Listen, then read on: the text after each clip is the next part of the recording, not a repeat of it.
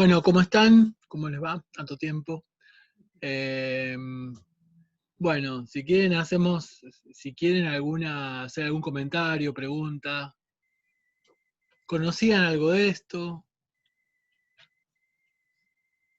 ¿Se entiende o compartimos esta idea de que la búsqueda de significados, el trabajo de significados es bastante complejo? No es no hay un manual de encontrar significado. Puede servir, es un manual, puede servir para, no sé, para un arqueólogo, pero no para, para trabajar en intervención social. O sea, esa búsqueda de significados tiene que ver también con procesos históricos y las cosas van significando de manera totalmente diferente si la miramos desde una idea de proceso histórico. Es decir, para darse una idea sencilla, la palabra trabajo significa diferente, qué sé yo, en 1970, en 1980, en 1990, en el 2000 y en el 2010 y en el 2020. O sea, cada década, por dar un ejemplo así arbitrario, le va a otorgar un sentido diferente a una palabra, un significado diferente a una palabra. Y eso va a tener que ver con la construcción de subjetividad y va a tener que ver con procesos de subjetivación, porque yo me considero trabajador y considerarme trabajador también es una construcción de subjetividad. Es decir, subjetivamente voy a actuar como un trabajador, voy a pensar como un trabajador. Ahora, si la idea de trabajo se desmembró, se perdió, eh, se desnaturalizó, eh, va a significar otra cosa y tal vez signifique incertidumbre la palabra trabajo y tal vez implique hasta angustia, ¿no? Por eso la importancia de las palabras como vía de entrada al mundo de los significados, ¿no? Yo podría decir desde eh, cuestiones vinculadas con la práctica que digamos, en trabajo social está muy presente la cuestión de proyecto futuro, armemos, construyamos, y yo diría que muchas veces esas palabras o esos significados y esos sentidos pueden ser hasta contraproducentes. No sé si me explico. Yo recuerdo una experiencia personal trabajando con un paciente, con un usuario, se diría según la ley de salud mental, un chico de 17 años internado en el Hospital Alvear, y yo todo el tiempo hablando de proyecto, futuro, familia, y en un momento me corta la entrevista y me dice, no me hables de eso porque me angustio. Esas son las cosas que nos enseña la práctica. Cómo lo que pensamos que puede generar eh, tranquilidad, proyecto, no sé, alguna sensación de bienestar, puede terminar generando todo lo contrario. De ahí la importancia de los significados y la importancia de las palabras. Y esto es lo que nos enseña el postestructuralismo, y acá tomaría como autores que les suenan seguramente a Lacan, que va a ser una relectura de Freud en clave estructuralista, Lévi-Strauss, que lo mencionamos antes, Roland Barthes, que lo mencioné antes. Roland Barthes es muy interesante porque habla mucho de los lenguajes, por ejemplo, el lenguaje de la vida cotidiana, incluso el lenguaje de la moda, como la vestimenta como lenguaje. Eso también va a ser retomado por Hoffman, pero eh, es difícil encontrar, digamos, correlación o encuentro entre lo que sería la escuela del interaccionismo simbólico, que es canadiense y norteamericana, con la escuela europea, vaya a saber por qué razón. Sí, podríamos decir que en el libro Historia de la locura de Michel Foucault hay una cita a pie de página de internados de Goffman, es la única mención. Dice, hay un estudioso en Estados Unidos que está estudiando el efecto de la internación psiquiátrica cuando él está escribiendo Historia de la locura. Sería como el único puente que uno podría, o de los pocos puentes que uno podría encontrar. Otro autor estructuralista, sobre todo estructuralista en esa época, después va va a variar un poco su posición, justamente es Michel Foucault, ¿no? O sea, y la importancia que les decía antes, la gramática como orden del discurso, la gramática como orden de la vida cotidiana. La gramática es la que me dice que cuerpo masculino corresponde a sexualidad masculina y que cuerpo femenino corresponde a sexualidad femenina. Esa gramática se alteró, se pudo alterar. ¿Qué se alteró? Se alteró discursivamente, se podría decir, a partir de luchas, de movimientos sociales, etc. Esa es cuando Roland Barthes dice la gramática es fascista, está haciendo referencia a ese tipo de cuestiones. Entonces, de ahí la necesidad o la importancia de estudiar el orden del discurso en función del discurso como algo que construye la realidad, como un constructor de la realidad. Hay el texto más estructuralista de Michel Foucault, se llama Las palabras y las cosas, fíjense el título, y en la última parte de ese libro hay un párrafo de Foucault que dice, no existen ni las palabras ni las cosas.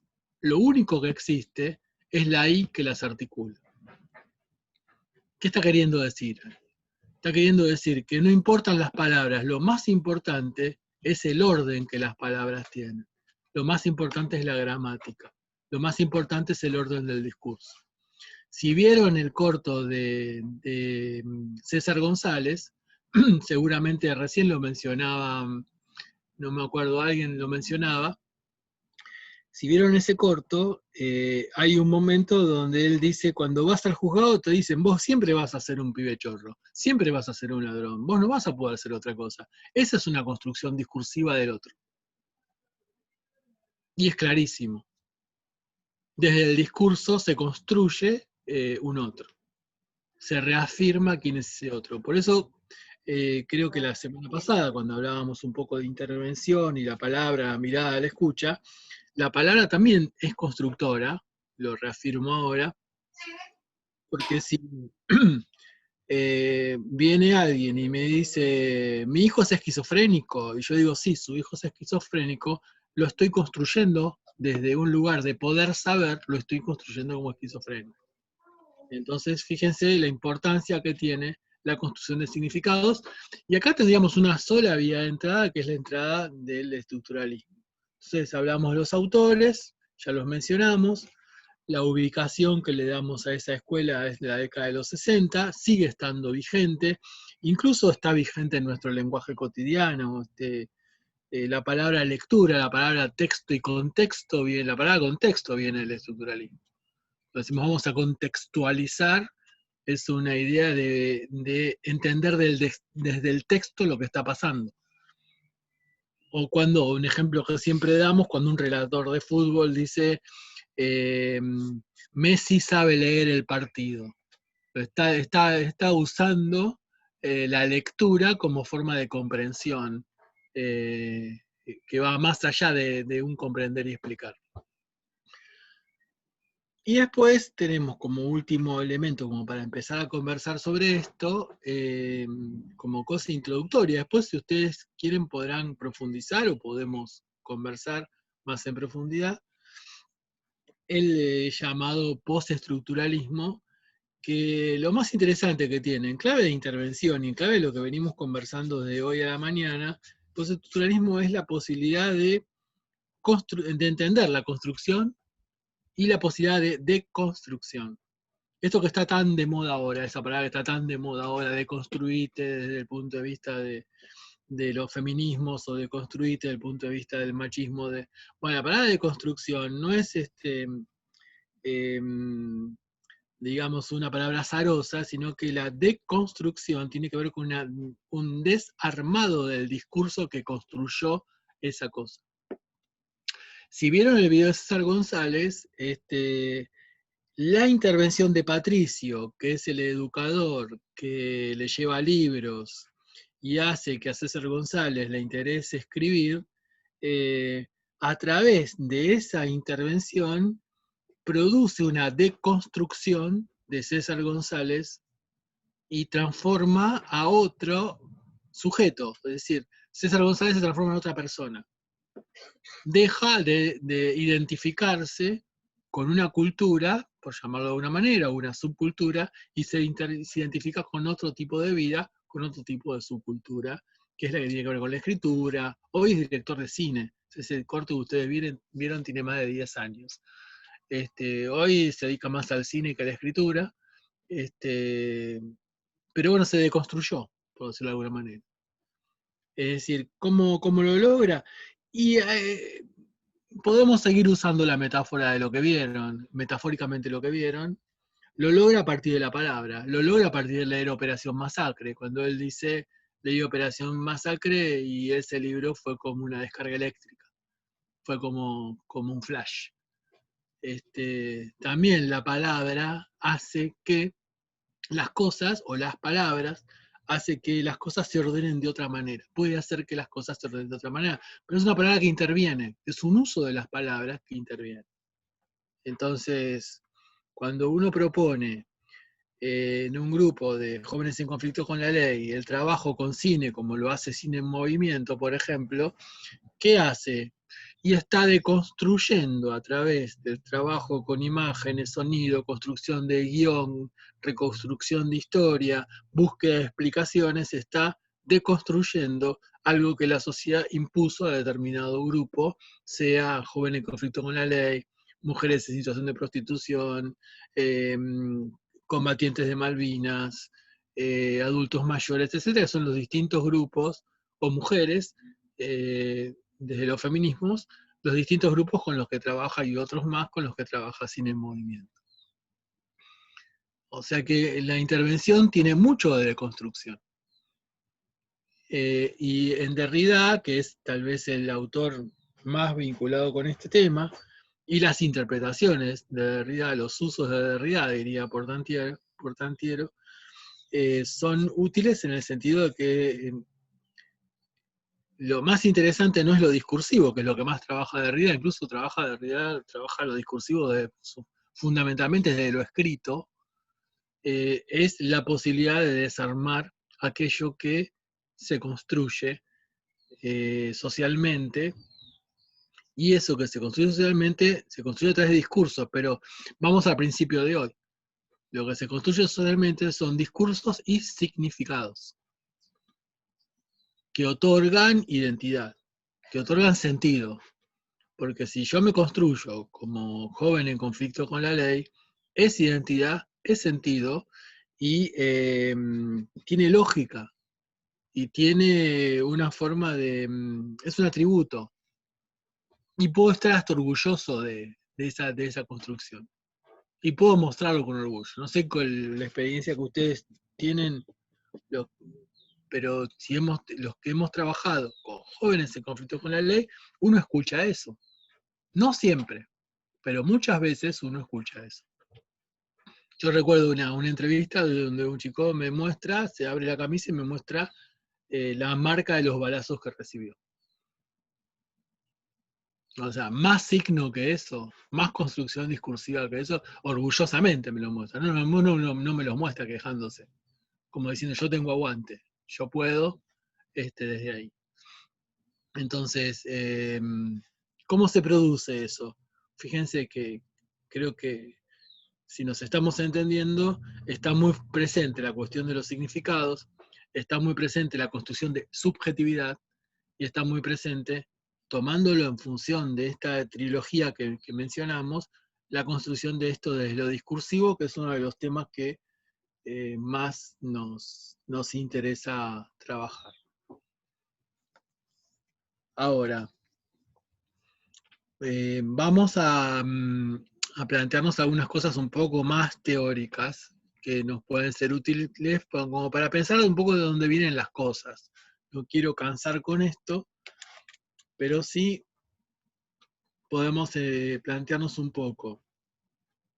Ya la idea de interpretación, ¿no? Creo que queda claro, la idea de que necesitamos interpretar la realidad como para poder intervenir sobre ella, interpretar lo que le ocurre a ese otro para poder intervenir, interpretar lo que ocurre en términos de cómo lo macro se inscribe en lo territorial y cómo lo territorial se inscribe en lo microsocial, para pensar una secuencia que nos dé cierto orden en la mirada. ¿Cómo se entrecruza todo esto? Y básicamente, si salimos un poco de la historia de la Escuela de Frankfurt, estructuralismo y postestructuralismo, también podemos encontrar otra forma de entrada a esto, que es la filosófica.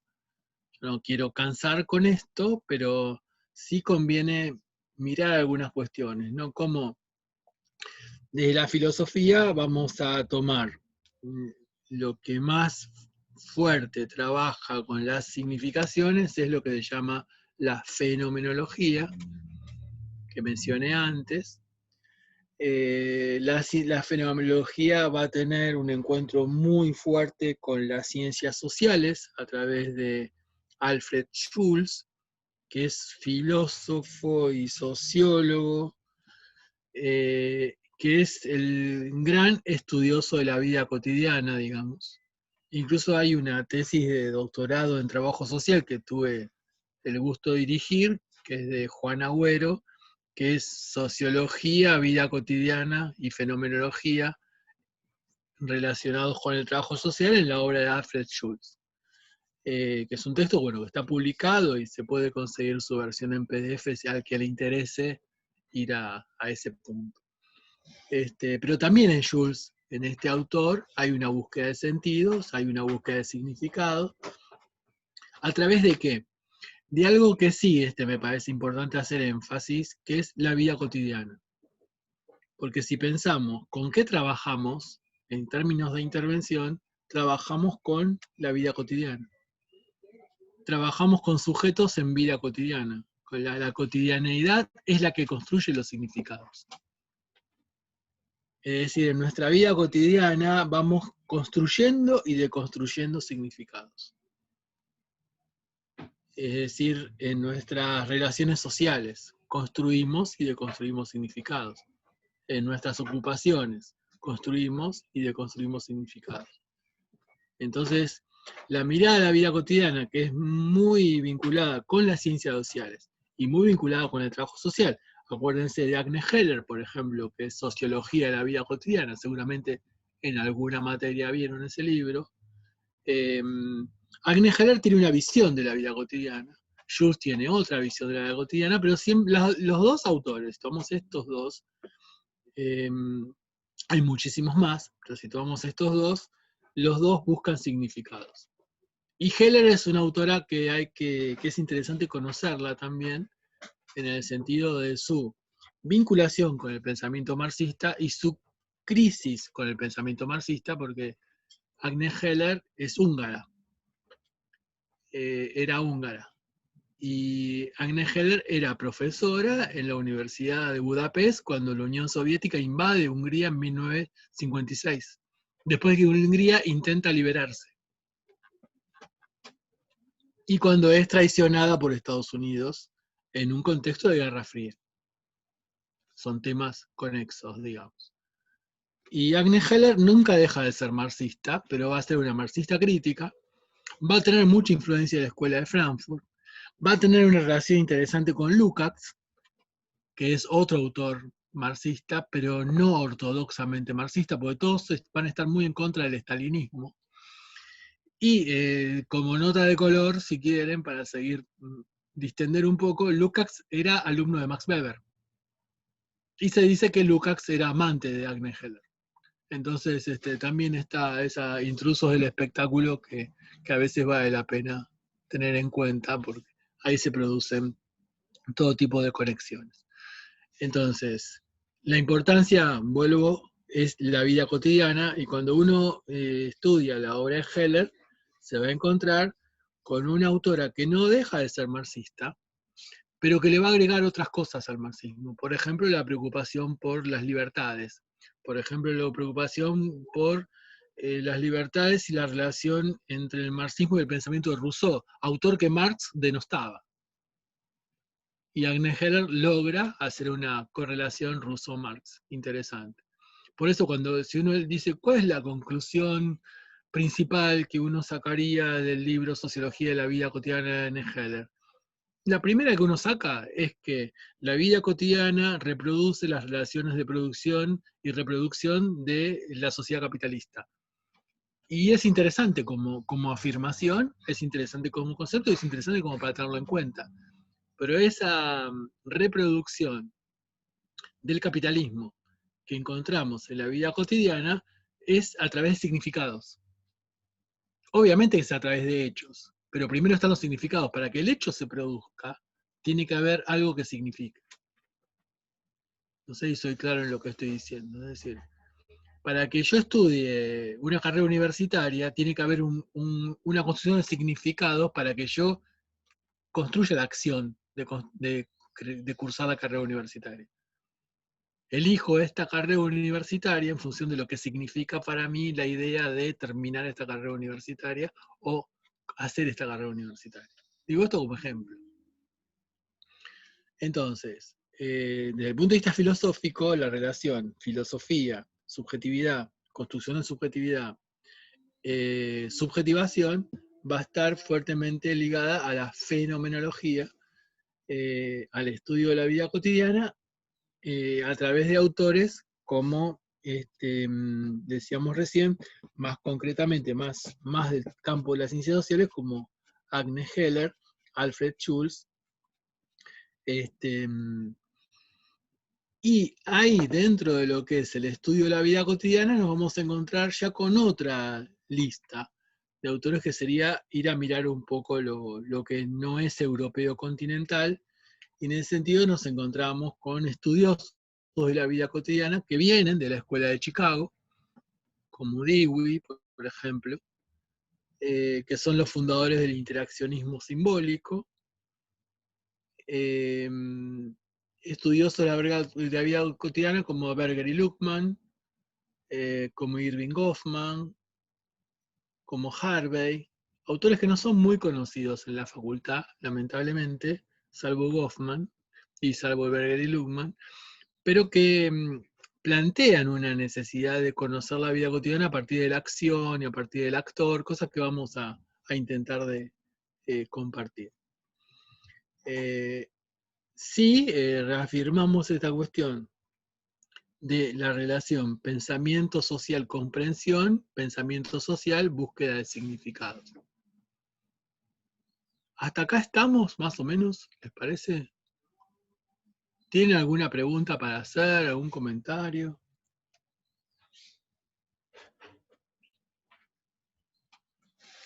¿Estamos bien? Bueno, seguimos entonces. Así un... O sea, nadie quiere decir nada, o sea, está todo clarísimo. Bueno, sigo. Así. Entonces, la pregunta sería, en clave de intervención, ¿cómo utilizamos esto? Estamos hablando de cosas muy teóricas. ¿Y en qué nos fundamentamos? Es decir, si estamos frente a, por ejemplo, estamos en un equipo interdisciplinario y estamos trabajando en salud mental y estamos discutiendo con un psicólogo o psicóloga sobre un tema. ¿Desde dónde decimos la persona interpreta así? El psicólogo va a decir, no, Freud dijo. Es mucho más fácil. Ahora, si yo digo, César González fue construido desde lo discursivo a través de su historia de vida y su cotidianeidad, estoy justificando teóricamente mi perspectiva de este joven en conflicto con la ley, que cuenta su historia, y que puede ser otro joven en conflicto con la ley, que me está contando su historia en un proceso de intervención. Entonces, ¿qué instrumentos utilizo para trabajar eso, para comprender eso, para explicar eso? Sigamos con comprensión-explicación. Y bueno, hablamos del estructuralismo, hablamos de la escuela de Frankfurt primero, estructuralismo después, postestructuralismo más tarde. Y ahora estamos hablando más de la escuela que deviene de la vieja escuela de Chicago, que se va a llamar interaccionismo simbólico. Entonces, el interaccionismo simbólico va a trabajar también con esa lógica en función de que en la interacción Es decir, en la relación con el otro, en la relación con los otros, y esa relación con los otros, me adelanto, es a través de los lazos sociales, además de ser un proceso de comunicación, pero es un proceso de comunicación que construye distintas formas de lazo social. En ese juego de interacciones voy construyendo significados. Y esos significados son los que van a motivar, si vale la palabra, los que van a mover, los que van a generar mi acción, mi hacer.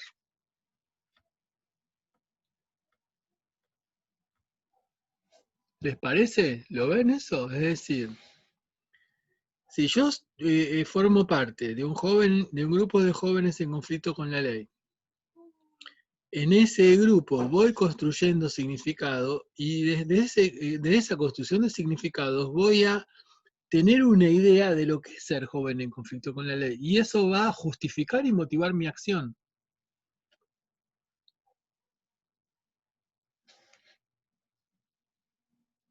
A partir de que fui construido desde allí, discursivamente, si quieren, y intercalar lo que veníamos diciendo antes y lo que decimos ahora. ¿Cuál es el basamento teórico para poder plantear esto, para poder decir esto? Bueno, uno de los basamentos teóricos, dijimos antes, es el estructuralismo y el postestructuralismo. Y otro basamento teórico, siempre en clave de intervención. Que la intervención nos permite dialogar con distintas escuelas, porque necesitamos dialogar con distintas escuelas. Entonces decimos, estructuralismo, postestructuralismo por un lado, pero también interaccionismo simbólico por el otro lado. Porque lo que nos faltó, el estructuralismo habla de discursos, de palabras, pero el tema es por dónde, yo diría, por dónde circulan esos discursos y esas palabras. ¿Cómo hacen para construir? Y esa construcción se da en juegos de interacción, de relación. No diría relación social, porque se usa mucho, digamos, ese concepto o esas dos palabras, pero sí interacción me parece más interesante en el sentido de que en la interacción hacemos un ida y vuelta y ahí se produce cierta síntesis del significado, de la construcción de ese significado. Entonces, si vamos a esto, diríamos el interaccionismo simbólico, la acción, el sentido de la acción, implica una relación con objetos y personas en base a significados. Entonces yo también puedo pensar qué significa un comedor, por ejemplo. ¿Qué significa un comedor en términos del objetivo? ¿Y qué significa un comedor en términos de lo subjetivo? Como el comedor me evoca padecimiento, o como el comedor me evoca encuentro, va a depender del comedor. Pero también el comedor me evoca crisis, me evoca organización popular, pero me evoca que todo eso, en ese lugar donde estoy, es producto de algo que significa crisis económica, política, social, pandemia, si quieren, agréguenle eso. ¿Cómo se construye ese juego de interacciones? En nosotros, con los otros. ¿En qué lugar? En la vida cotidiana. No es solamente una perspectiva subjetiva en el sentido de que es una autorreflexión en soledad, como si estuviésemos viviendo en una caverna. Todo juego de reflexión que llevemos adelante siempre va a estar vinculado con los otros. Más o menos, con los otros en términos de medio de comunicación, con los otros en términos de lectura, con los otros en términos de clima de época y con los otros en términos de relaciones en la vida cotidiana. Eso es lo que nos enseña, parte de lo que nos enseña el interaccionismo simbólico. Es decir, desde allí el interaccionismo me da instrumentos de interpretación.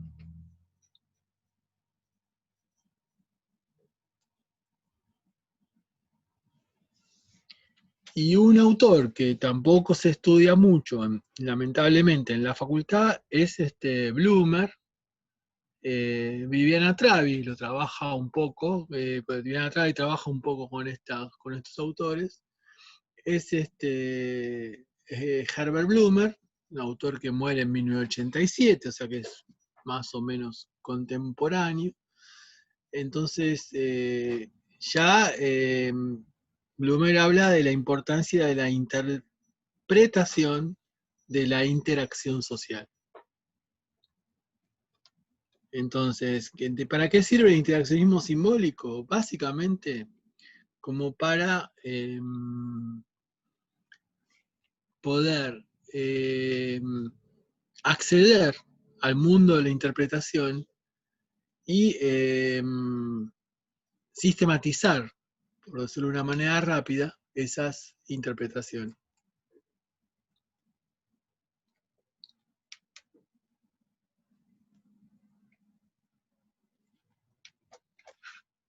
Bueno, ¿tienen alguna pregunta para hacer? ¿Algo que quieran comentar? A ¿Les parece? mí, Sí, perdón, te escucho. Perdón. me remontó, justamente estoy con la cátedra de control social y esto que está hablando me trajo a lo que estuvimos estudiando, que era la teoría del etiquetamiento. No sé si va por ahí. Justamente me sacaste la palabra de la boca, Ah, justamente para decir eso, ¿sí? ah, Fíjate que bien, bien. la teoría de etiquetamiento es una construcción y la teoría de etiquetamiento va en contra de la teoría de la patología social. Y Claro. la patología social tiene que ver con el funcionalismo. La teoría del etiquetamiento se vincula más incluso con lo que se llamó la Escuela de Chicago, que es una escuela que ojalá tengamos tiempo como para compartirla, para estudiarla hoy o la semana que viene, porque es como la base de la necesidad de interpretar, ¿no? Es muy interesante. Y ahí Sí. surge la teoría del etiquetamiento. Sí, sí, totalmente tiene que ver con Ah, esto. bien, bien. Fíjate que el etiquetamiento es discursivo, pero el etiquetamiento es un discurso, ¿no? Es una gramática. Vamos a usar lo que venimos diciendo. Es un orden discursivo que etiqueta. ¿De acuerdo? Ahora, ese orden discursivo que etiqueta se expresa en un contexto que es la vida cotidiana. La vida cotidiana es cuando César González va al juzgado y le dicen, el juez le dice, vos vas a ser siempre un chorro. Entonces, hay una construcción discursiva por parte del juez y hay una construcción discursiva que se da en un ámbito. Ese ámbito es lo cotidiano de un joven en conflicto con la ley que está en un instituto y lo citan para que vaya a un juzgado. Esa es su cotidianeidad. Entonces necesito de los dos elementos para construir. No alcanza solamente con lo discursivo. Es lo discursivo en acto y frente a frente. Es muy fuerte eso. Una cosa es lo discursivo que puedo escuchar en la tele, que dice, en la televisión, que dice todos los pibes que usan gorritas son potenciales delincuentes. Lo escuchamos muchas veces en la televisión. Eso construye. Pero si lo llevo al campo de la vida cotidiana, como el ejemplo que viste seguramente en el video de César González, bueno, ahí está cómo hago jugar lo discursivo con la teoría del interaccionismo simbólico, donde se construye todo eso. Sí, totalmente. La teoría del etiquetamiento es sería el mejor ejemplo como para poder dar en sentido de lo que venimos hablando. Bueno, gracias. ¿Tienen algún comentario más?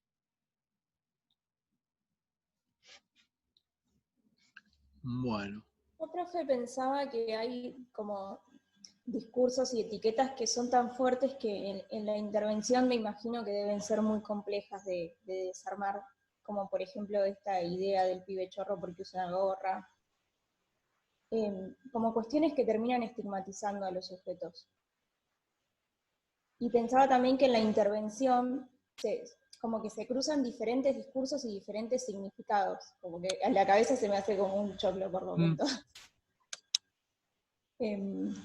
Nada, estaba pensando en eso. Eso, sí, bueno, pero fíjate que uno le puede encontrar un sentido a la intervención en la perspectiva de desestigmatizar. Como siguiendo el comentario de Alejandra, sería de desetiquetar, quitar la etiqueta. ¿Es posible quitar la etiqueta? Yo te afirmo que sí. Y de hecho te podría dar ejemplos de que sí, a partir de prácticas.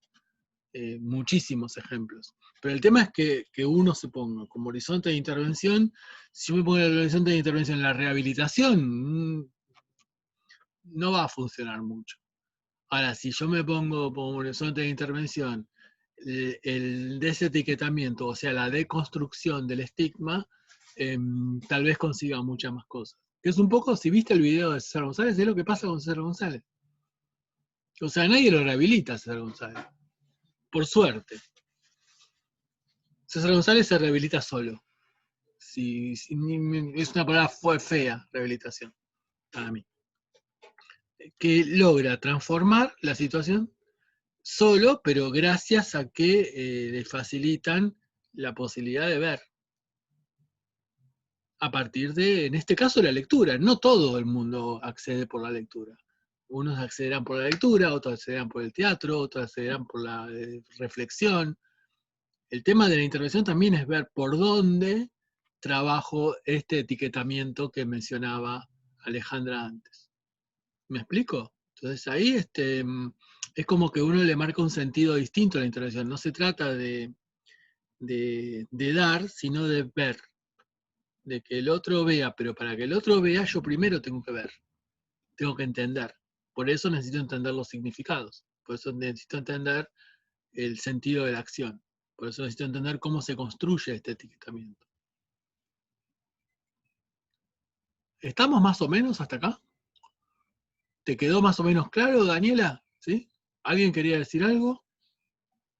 Sí, quisiera hacer una consulta. Dale. ¿En qué lugar, digamos, suponer que ocupa la ideología en todo este diálogo, ¿no? Cómo la ideología interactúa con estos distintos órdenes, pienso, ¿no? En la época actual, los discursos del odio, y de qué modo también resiste, ¿no? Resiste cualquier intervención.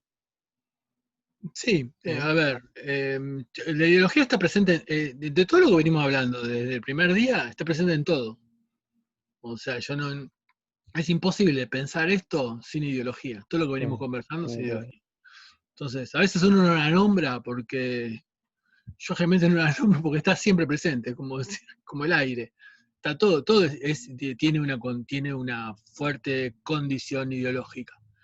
La estigmatización, el etiquetamiento que mencionaba Alejandro también es ideológico.